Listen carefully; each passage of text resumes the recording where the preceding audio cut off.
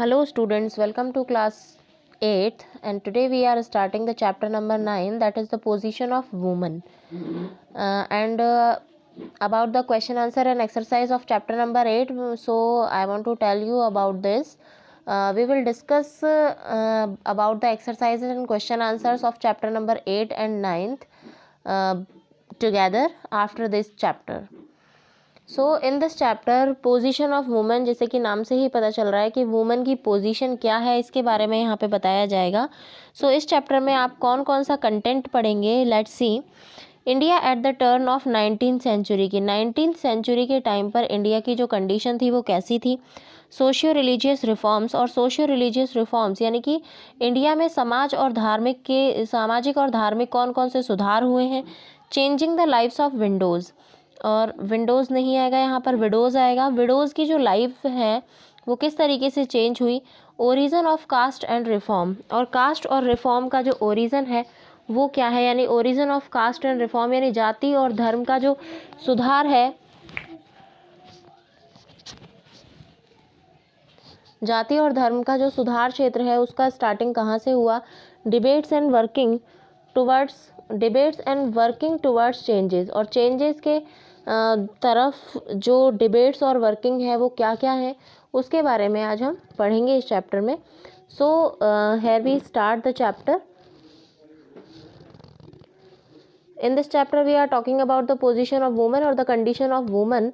Women held very important position in ancient Indian society. Women की जो condition थी ancient Indian society में वो बहुत ही इम्पॉर्टेंट थी.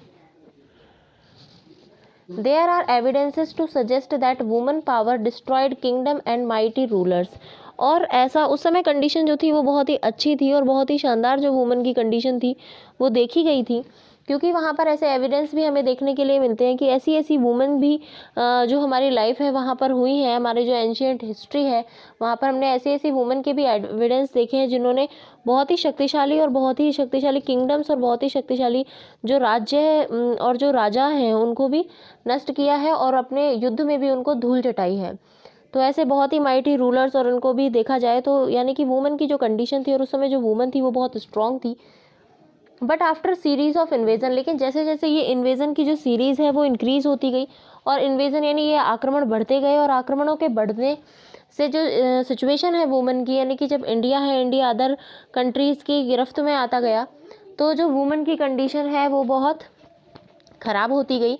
जैसे जैसे ये इन्वेजन यानी लोग जो बाहरी विदेशी जो फॉरेन जो कास्ट एंड क्रीड्स हैं उन सभी की जो आक्रमण होते गए तो वुमेन की कंडीशन बहुत ख़राब हो गई.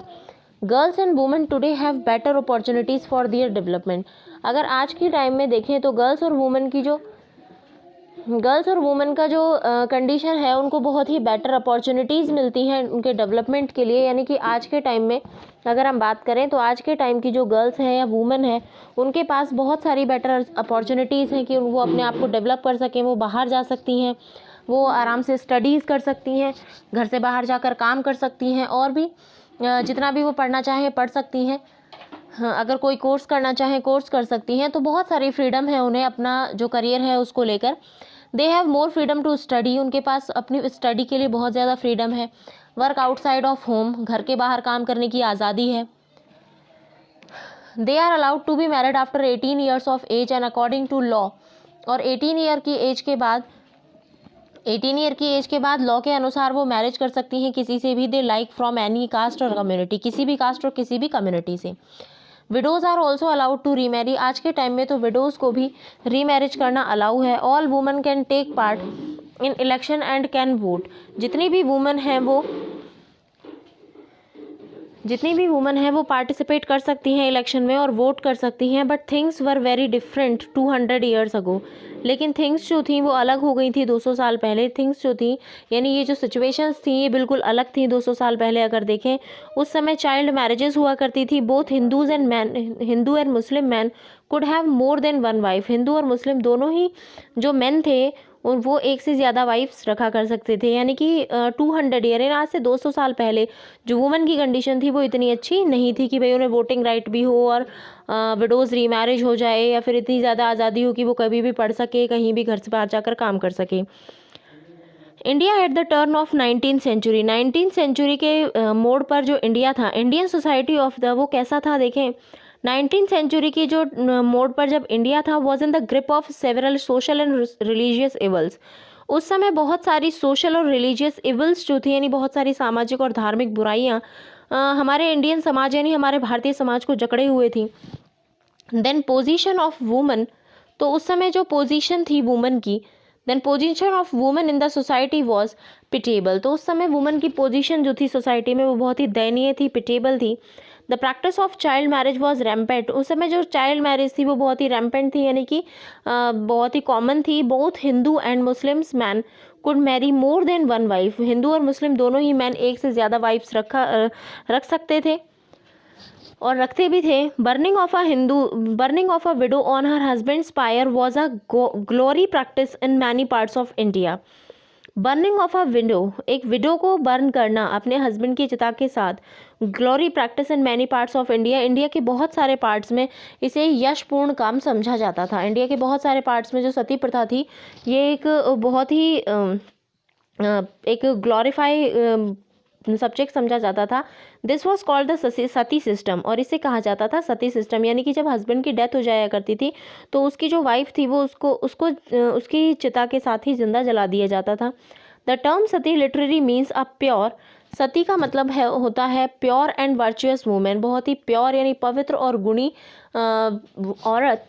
It was applied in the case of a devoted wife, और ये जो सती यानी कि ये प्योर और वर्चुअस वुमेन जो है, ये उस डिवोटेड वाइफ को कहा जाता था जो कंटेम्पलेटेड परपेचुअल एंड इंटरप्टेड, बिना कुछ कहे कुछ भी कहे कंजंक्चुअल यूनियन विद हर हस्बैंड, अपने हस्बैंड के साथ अपनी लाइफ को, लाइफ आफ्टर लाइफ यानी जीवन में लाइफ के साथ भी उसके साथ रहती थी, और आफ्टर लाइफ यानी कि उस हस्बैंड के मरने के बाद भी उसी के साथ रहेगी। ये जब वो प्रण लेती थी शादी करते समय, as proof thereof burnt herself, तो इसको प्रूफ करने के लिए वो अपने आप को अपने हस्बैंड की लाइफ के बाद यानी हस्बैंड के मरने के बाद अपने आप को जिंदा ही उसके साथ, उसकी डेड बॉडी के साथ जल जाया करती थी। A widow who died in this manner was praised as a woman of high virtues, ऐसी विडो को जो इस तरीके से मरा करती थी उसे कहा जाता था कि बहुत ही गुणी और बहुत ही संस्कारों वाली औरत है। Woman did not have the right to property, woman के पास राइट टू प्रॉपर्टी भी उस समय नहीं था। Most of the woman had no access to education, और ना ही किसी भी वुमन को एजुकेशन लेने का अधिकार था। तो ये यहाँ से हम देख सकते हैं कि जो यहाँ पर वुमन की जो कंडीशन है इस समय वो बहुत ही ज़्यादा ख़राब थी, बहुत ही ज़्यादा कंडीशन जो है, क्योंकि जो मैन है वो तो 2-2 या 3-3 शादियाँ आराम से कर सकता था, लेकिन अगर मैन की डेथ हो जाए तो विडो जो वुमन है वो समाज में उसको रहने का अधिकार नहीं था, उसे अपने पति के साथ ही सती हो जाना पड़ता था। ये देखिए आप पिक्चर देखिए, कितनी भयावह पिक्चर है ये, कि एक हस्बैंड के साथ ही उसकी जो वाइफ है जो कि बिल्कुल अलाइव है, जिंदा वाइफ को उसके साथ आग में धकेला जा रहा है। ये थी सती प्रथा, जो कि एक बहुत ही दिल दहलाने देने वाली घटना होती थी उस समय। In some social groups the birth of a girl child was considered a curse, और कुछ ऐसे सामाजिक ग्रुप थे, कुछ ऐसे सामाजिक समूह थे जो birth of a girl child was considered a curse, जहाँ पर एक गर्ल चाइल्ड का बर्थ होना एक कर्स यानी एक अभिशाप माना जाता था। She was killed and bird, उसे मार दिया जाता था और जला दिया जाता था। This practice was called female infanticides, और इसे कहा जाता था female infanticide. Girls at the age of 8 और even less were married to grooms much older than them, girls की जो मैरिज थी, गर्ल्स की मैरिज कर दी जाती थी 8 और उससे भी कम एज में, वर मैरिड टू ग्रूम्स, और ऐसे ग्रूम्स के साथ जो कि उससे बहुत ही बड़े हुआ करते थे। वो मेंटली और फिजिकली भी अनप्रिपेयर्ड होती थी for marriage at this tender, इस टेंडर एज यानी कि इस जो नासमझी वाली इस मासूम सी एज में, यानी कि 8-7 ईयर की एज में वो बिल्कुल मासूम सी होती थी और उसकी शादी कर दी जाती थी, वो भी अपने से बहुत बड़े आदमी से बाय द टाइम। और जब तक इतने बड़े आदमी से शादी की जाती थी कि जब तक वो मेच्योर होती थी तो वो विडो हो जाया करती थी, और जब वो विडो, क्योंकि उसके जो हस्बैंड की जो एज थी वो बहुत ज़्यादा होती थी, और जब वो विडो हो जाया करती थी तो उसे सती प्रथा के तहत उसे जला दिया जाता था।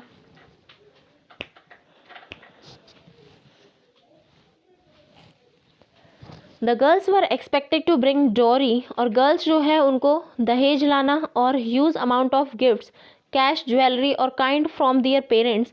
अपनी पेरेंट्स से, यानी कि उनसे ऐसा एक्सपेक्ट किया जाता था कि बहुत सा दहेज लाएं, बहुत बड़े बड़े गिफ्ट लाएं, बहुत बड़े बड़े तोहफे लाएं अपने पेरेंट्स के घर से, यानी कि अपने मायके से कैश लाएं, ज्वेलरी लाएं और बहुत सारे ऐसे अलग अलग चीज़ें लाएं। इन सम पार्ट ऑफ, यानी वो दहेज के रूप में ही कुछ ऐसे पार्ट थे समाज में या कुछ देश में, कुछ ऐसी जगहें भी थी जहाँ पर विडोज वर प्रेस्ड, जहाँ पर विधवाओं की तारीफ सिर्फ इसलिए की जाती थी क्योंकि उनसे ये उम्मीद की जाती थी कि वो अपने हस्बैंड की डेथ के बाद उसके साथ ही जलना पसंद करेंगी। Women who died in this manner, और जो वुमन इस तरीके से मर जाया करती थी, वेदर विलिंगली और otherwise, were called Sati, meanings virtuous woman. और जो वुमन इस तरीके से मर जाया करती थी उसे सती कहा जाता था, मीनिंग्स जिसका मतलब होता था वर्चुअस वुमन, यानी गुणी औरत। ये देखिए चाइल्ड मैरिज, ये बिल्कुल छोटे छोटे से बच्चे हैं जिनकी मैरिज कर दी गई है, जिनको कोई भी मतलब नहीं है किसी भी चीज़ से और कुछ जानते नहीं समझते नहीं है। Where this custom of sati was not followed, और जहाँ पर इस सती सिस्टम को फॉलो नहीं किया जाता था, widows were not allowed to remarriage, तो वहाँ पर विडोज़ को, यानी विधवा जो औरतें होती थी, उनको री मैरिज करना अलाउड नहीं होता था। दे वर फोर्सली लेड इन अ सेल्यूटेड लाइफ, उन्हें बहुत ही एक नीरस सा जीवन जीना पड़ता था, यानी कि उनको अगर हस्बैंड के साथ जलाया नहीं गया तो उनकी जो लाइफ थी वो मौत से भी बदतर कर दी जाती थी। उनके बालों को काट दिया जाता था। They had no colourful clothes, ना ही कोई कलरफुल क्लोथ्स पहनने को उन्हें दिए जाते थे। ऐसे पुरानी अगर आप कोई भी मूवीज़ वगैरह देखेंगे तो उनमें जो समाज की ये कंडीशन है उसको दिखाया गया है। Jewellery, no good food to eat, और ना ही ऐसे उन्हें कोई अच्छा भोजन दिया जाता था, उन्हें सूखा सा भोजन दिया जाता था खाने के लिए, और उन्हें बहुत ही घर का जो सबसे गंदा जो कोना होता था उसमें उन्हें रखा जाता था। ऐसा माना जाता था कि उनके मन में मतलब जैसा वो नीरस भोजन खाएंगे तो उनके मन में खराब जो विचार हैं वो नहीं आएंगे, इस तरीके से उन्हें रखा जाता था। The custom of polygamy in which man married, और पॉलीगेमी यानी बहुविवाह का जो कस्टम था उसमें मेन जो है वो बहुत सारी शादियां कर सकते थे, एक बहुत ही कॉमन बात थी। Girls were not allowed to go to school, और ना ही गर्ल्स को स्कूल जाना भी अलाउड नहीं था। As they were neither required to seek employment, ना ही वो एम्प्लॉयमेंट मांगने कहीं जा सकती थी, नॉट टू स्टडी, और ना ही स्टडी करती थी। होली बुक्स को यानी पवित्र ग्रंथों को भी स्टडी करना उन्हें मना था। Woman had no right to inherit property, और वुमन के पास इनहेरिट प्रॉपर्टी यानी प्रॉपर्टी के लिए भी कोई राइट नहीं था। In many parts of the country people believed, बहुत सारे पार्ट्स ऑफ द कंट्री में लोग विश्वास करते थे that if a woman was educated, कि अगर एक वुमन जो है उसको पढ़ा लिखा दिया जाएगा, she would become a window, तो वो विधवा हो जाएगी। ऐसी भ्रांतियाँ थी समाज में, और ऐसी भ्रांतियों की वजह से ही देश जो था हमारा वो बहुत ही पिछड़ा हुआ था। Only a small number of people allowed their daughters to read and write at home, कुछ ही लोगों ने, बहुत ही मुट्ठी भर लोगों ने ही अपनी बेटियों को घर पर ही पढ़ाने और लिखाने का सोचा। Debates and working, now the next topic is की डिबेट्स और जो वर्किंग था चेंजेस के खिलाफ वो क्या था, यानी कि बदलाव की ओर क्या क्या कदम उठाए गए। देखिए अर्जेंट नीड जो थी सोशल और रिलीजियस रिफॉर्म की, that begin to manifest itself from the early decades of 19th century. 19th century के अर्ली डिकेड्स में शुरुआत करने की, फ्रॉम द अर्ली डिकेड्स में 19th सेंचुरी के अर्ली डिकेड्स में arose in response to the contact with western culture. सबसे पहले तो जो भी सामाजिक और धार्मिक सुधार हुए वो बहुत ज़्यादा ज़रूरी थे, क्योंकि अब लोगों को भी, क्योंकि जैसे जैसे जो इंडियन जो पीपल है वो वेस्टर्न कल्चर और एजुकेशन के कांटेक्ट में आए, उन्हें भारत की जो वीकनेसेस और डीके ऑफ इंडियन सोसाइटी, उन्हें पता लगा कि जो वीकनेस और इंडियन सोसाइटी की जो वीकनेस है और ये जो पतन है इंडियन सोसाइटी का वो क्यों हो रहा है, was evident to educated Indians. उन्हें एजुकेटेड इंडियंस ने उस सभी को समझा, और Indians who started to work systematically for their removal, और इसके रिमूवल के लिए, यानी कि ये जो भी सुपरस्टिशंस थे इन सभी के रिमूवल के लिए उन्होंने बहुत ही एक सिस्टमेटिकली तरीके से काम किया। और वो किस तरीके से उन्होंने काम किया, we will study about this in the next video. So thank you, have a nice day. और चैप्टर नंबर 8 और 9 के क्वेश्चन जो है वो हम एक साथ करेंगे।